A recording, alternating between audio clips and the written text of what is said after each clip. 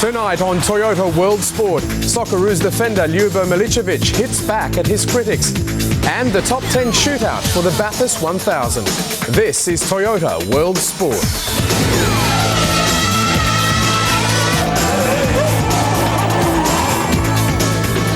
And good evening to you. I'm Andrew Orsatti. Welcome to the program.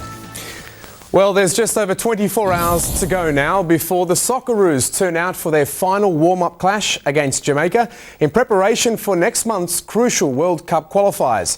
The players have arrived in London with question marks hanging over an unsettled defence. Ljubo Milicevic might have provided at least one answer, but he's in Melbourne instead for his brother's wedding. Today, Milicevic hit back at critics who've questioned his commitment to the national team. Gearing up for an important date, but not in the green and gold. Ljubo Milicevic stands by his decision to put family first. At this stage in my life, I was very important. I was here for my brother. He's always been there for me, and he's a major part of my life. So there was no two ways about it, really. But with this being the last opportunity for the Socceroos to prepare for the World Cup playoff against the fifth-placed South American nation, some observers have criticised the 24-year-old for turning his back on Australia at such a critical time. I guess anyone who knows me knows that I've always been there for Australia. I've suffered major injuries and major setbacks playing for Australia, so questioning my commitment to the national team cause I think is a bit laughable. After being completely overlooked for the Solomon Islands series, Milicevic was rewarded with a recall after his impressive performances for Swiss club FC Thun in the UEFA Champions League. He would have come in very handy against Jamaica, with key defenders Tony Popovic and Craig Moore both injured. As a result, Socceroos coach Hus Hiddink may give Michael Thwaite his first cap alongside Lucas Neal and Tony Vidmar in a three-man backline. Yeah, I mean, who knows if I would have played, but obviously with Craig being out, it would have given me a better chance, and it's just unfortunate, but you know, this was planned a year ago and I was always going to come to my brother's wedding. Milicevic hopes he'll get another chance, though, with 5 weeks left to shine at club level before the South American leg of the World Cup qualifiers on November 12. They said that they won't rule me out. It obviously depends on how the boys go now against Jamaica and the injuries that we've got. I definitely want to be there. He'll need to look sharp, with Hiddink set to watch Milicevic's every move when FC Thun travels to Amsterdam for the Champions League clash with Ajax in just over a week. And you can see more on that Ljubo Milicevic story tomorrow afternoon on the World Game from 4 o'clock. And don't forget to join us tomorrow for live coverage of Australia versus Jamaica here on SBS. Our coverage starts at 9:30 p.m. Eastern as the Socceroos face the Reggae Boys in their final warm-up match before next month's crucial World Cup playoff against the South Americans. And of course, Australia's opponent will be a little clearer by then because the penultimate round of South American qualifiers kicks off early tomorrow morning when we'll have live coverage of Colombia versus Chile from 6:45 Eastern. Then, 4 days later, as the battle for qualification comes to a conclusion, we'll have live coverage of either Uruguay versus Argentina or Paraguay versus Colombia. That's on Thursday morning from 10:15 Eastern. Meantime, on a weekend of crucial World Cup qualifiers, England fans will have special cause for concern. England faces Austria at Old Trafford tonight, followed by Poland at the same venue next week. Under fire manager Sven-Göran Eriksson needs maximum points from both matches to gain automatic qualification for Germany 2006. It's been a difficult month for Sven-Göran Eriksson, and life could get even worse if England fail to make next year's World Cup. The unexpected loss to Northern Ireland may come at a price if England fail to qualify for Germany. It's been 1 month since we played Northern Ireland. That's been a very long month, especially for me. I didn't have any other games which I'm involved in. The players all they have a lot of games in between, but I haven't had any games. But I know that it hurts the players as it hurted me. Ericsson's London home has been the target of vandals since the loss, but he insists disgruntled fans are not to blame. Tonight's mindset is to win at all costs. It's absolutely vital. It's extremely important that England plays in the World Cup. But it may not be that easy. Wayne Rooney is serving suspension and won't play. David Beckham has personal problems after one of his children needed hospital treatment in Spain. Working on a lacklustre midfield will be a top priority. It's crunch time also for the Czech Republic, which has been hampered by injuries to key strikers Jan Kola and Milan Baroš. Player turmoil within the Czech ranks have been highlighted by coach Karl Bruckner's attempts to lure Pavel Nedved out of international retirement. Victory over the Netherlands at home is imperative. And Belgium are on the verge of World Cup extinction for the first time since 1978.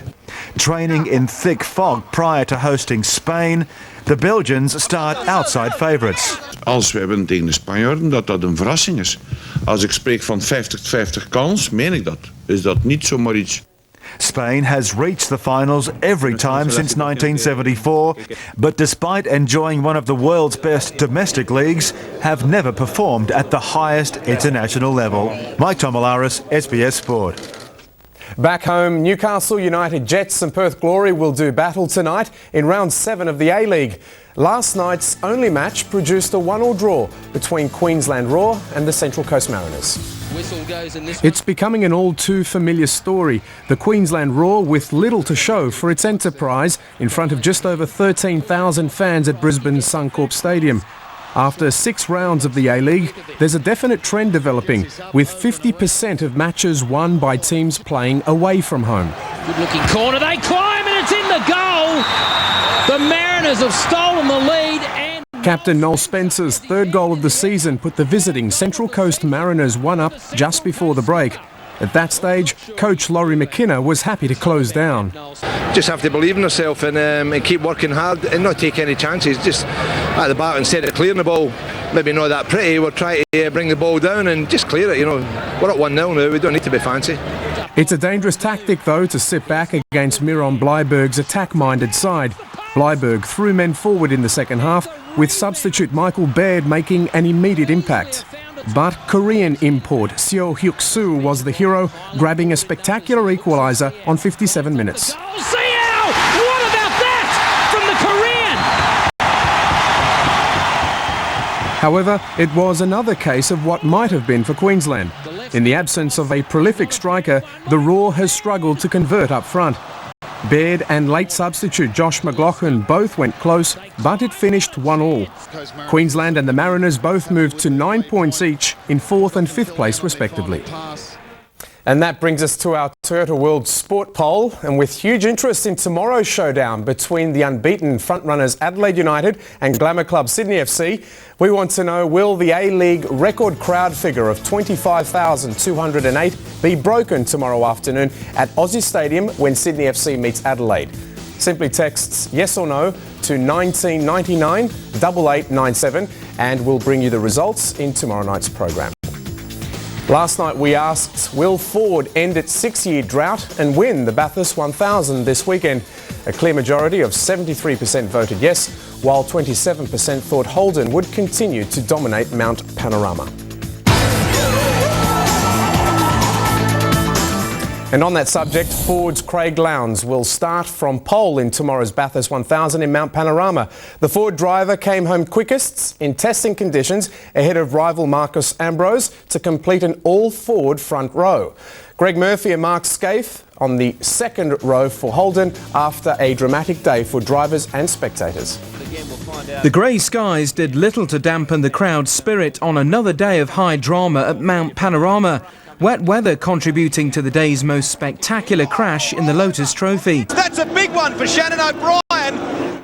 The top 10 shootout took place amidst a growing feeling that this could well be Ford's year. Veteran Jim Richards got things underway, but his time falling well short of what was needed.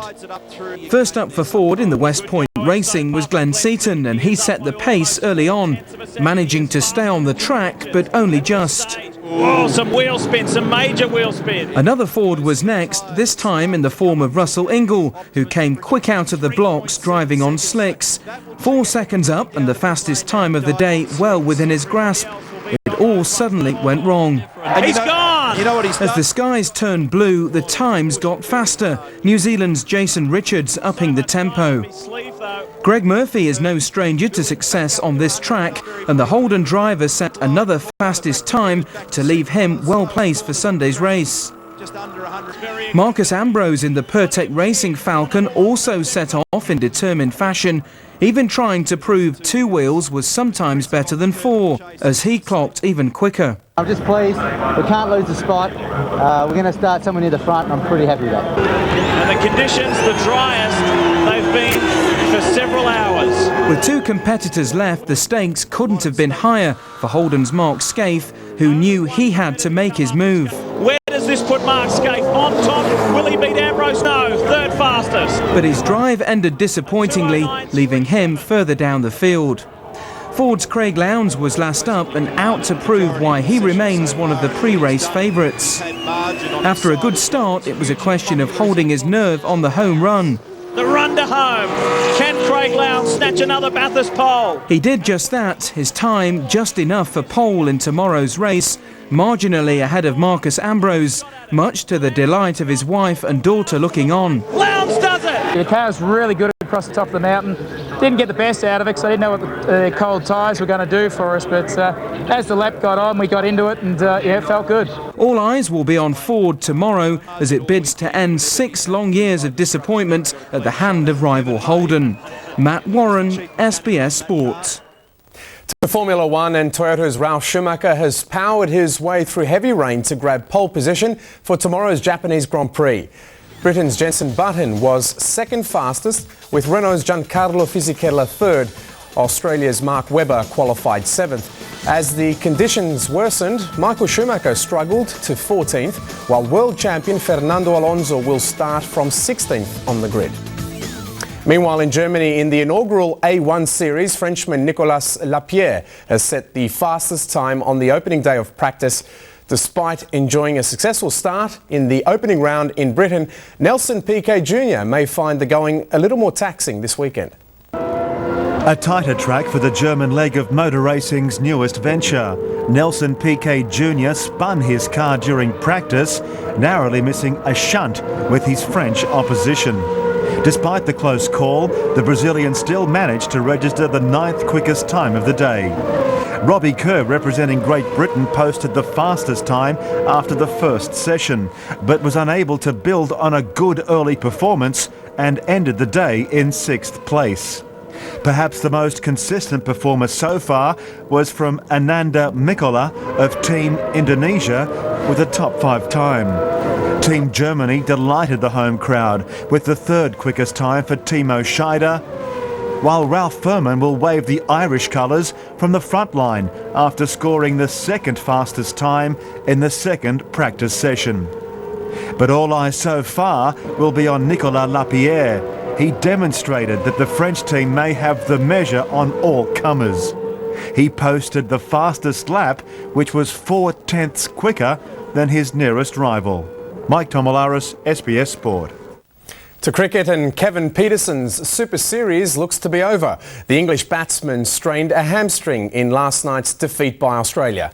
Chasing an imposing total of 328, the World 11 started well, with sparkling knocks from Gale and Sangakkara, but 2 needless run-outs in the middle order cost them dearly, as they slumped to a 55-run defeat. John Wright's World 11 has lost the one-day series, and now, after Kevin Peterson pulled up with a hamstring strain, it looks like they've lost him too. Kevin is doubtful for tomorrow. We're not sure. We'll make a decision tomorrow morning. He's got a strain, and we'll have a look at that tomorrow. The All-Stars seem to be at a loss as to how to handle a rejuvenated Australia, but there's also the issue of a lack of team understanding. The 2 run-outs in Game 2 might prove that. As a unit and how they've interacted off the field, they've been excellent. There's a great spirit in the team. It's never much fun when you're losing, so that's been tough. I suppose from a cricketing point of view, 1 or 2 of the players haven't had a lot of cricket leading into this tournament. Perhaps that's shown. Yeah, it's funny that, because they told us they'd gelled well, and then obviously a number of run-outs last night. So I think that's just the way it is. At the core of Australia's renewed energy and focus lies a backlash from the Ashes defeat. When you lose something that you've held for, 16 or 18 years, there's bound to be a reaction. But that's one of the reasons they've been up there for so long, because they do know how to fight back, and they've bounced back well. They've played some good cricket, and we've enjoyed that contest. Let's see what happens tomorrow. Teams are going to catch up to us at some stage, and England did that. So now it's a challenge to us to try and, push on and leapfrog ahead one more step and try and stay in front of everyone. For their part, the World 11 are determined to slow that process. We want to play cricket to entertain and win, and it's another game. We've lost the series, but I think, as I stated earlier, it's a very good concept, and it's just up to us to, we've got players that are great to watch, and we'd like to get a game out of this series.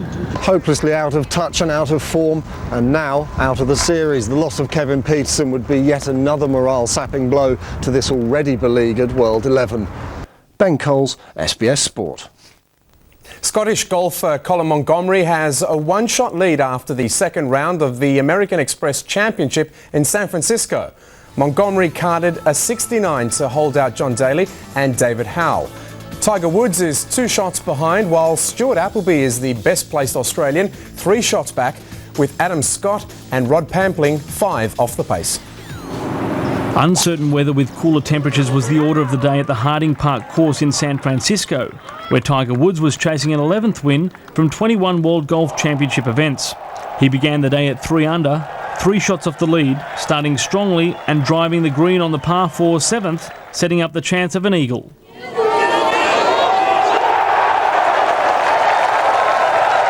Two birdies and a bogey on the back 9 gave the world number 1 a 68 to finish the day 2 strokes off the lead.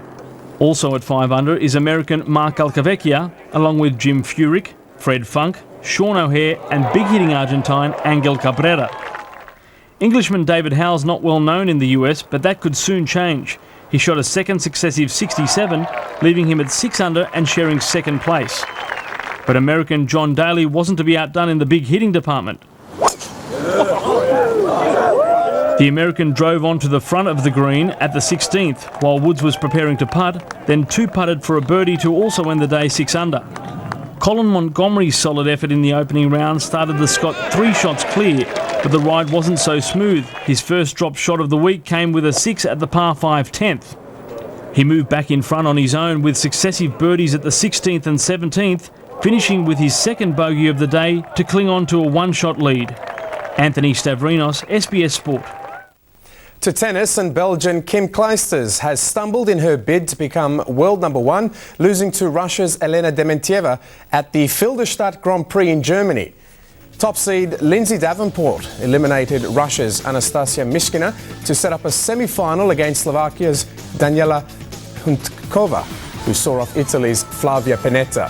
France's Amélie Mauresmo beat Russia's Nadia Petrova, and she'll now face Dementieva, who ended Clijsters' run. Kim Clijsters was hoping for a tournament victory in Filderstadt to take her into the lead in the world rankings ahead of Maria Sharapova. For a place in the last 4, she had to first overcome another Russian, Elena Dementieva. But it was the Russian who seized the initiative in the first set, taking it out 6 games to 3. The Belgian world number 3 fought back strongly in the second set, making it 1 set apiece. But 5th-seeded Dementieva pummeled Clijsters into submission in the deciding set 6-2, ending a 21-match winning run for the Belgian that stretches back to August. Meanwhile, number 1 seed American Lindsay Davenport, who's aiming to take out the event for the 3rd time, broke her 12th-seeded opponent Anastasia Mishkina in the opening game and went on to surrender just 4 points on serve in the entire set. Mishkina came out fighting in the second set though, The pair exchanged early breaks, but the Russian broke again to take a 5-3 lead and held serve to take the set. But Davenport regained authority in the final set, her attacking ground strokes again to the fore as she built up a 5-0 lead before going on to clinch it 6-1.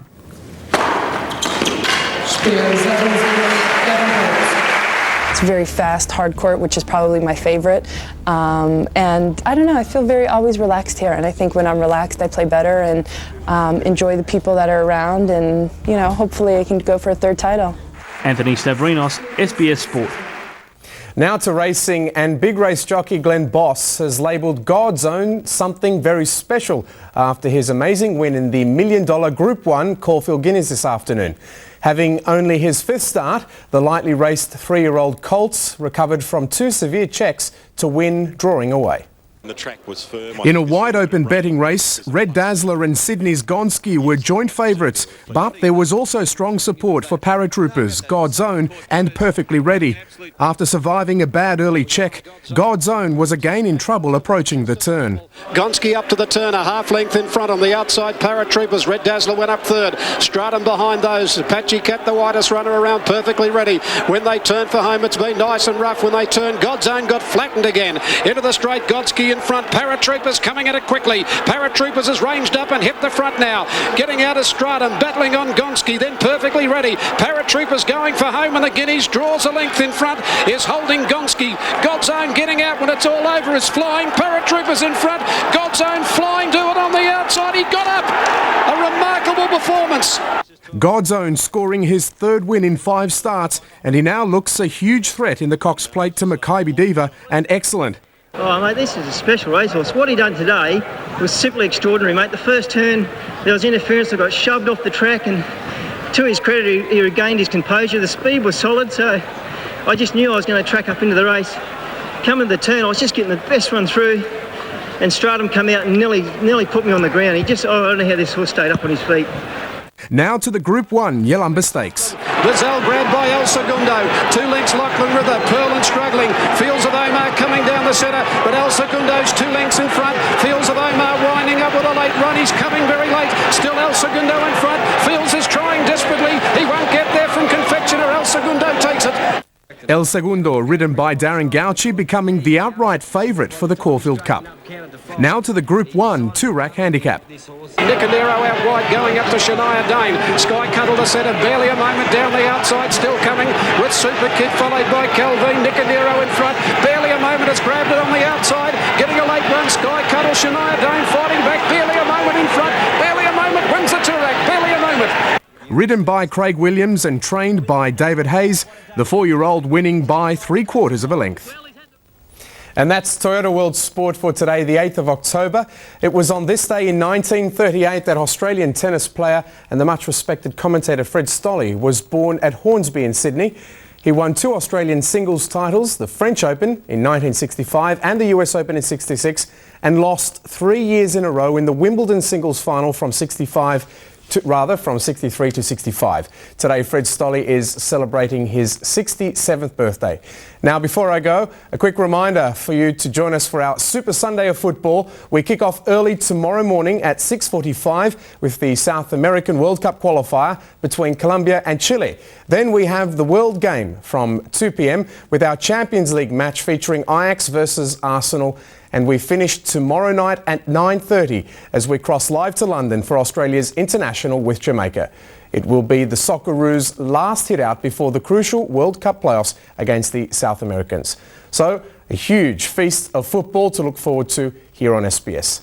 And we'll be back, of course, with another Primetime Sports Bulletin at the same time tomorrow. I'm Andrew Orsatti. Thanks again for your company. For the team, good night. I used to be a weekend pop star.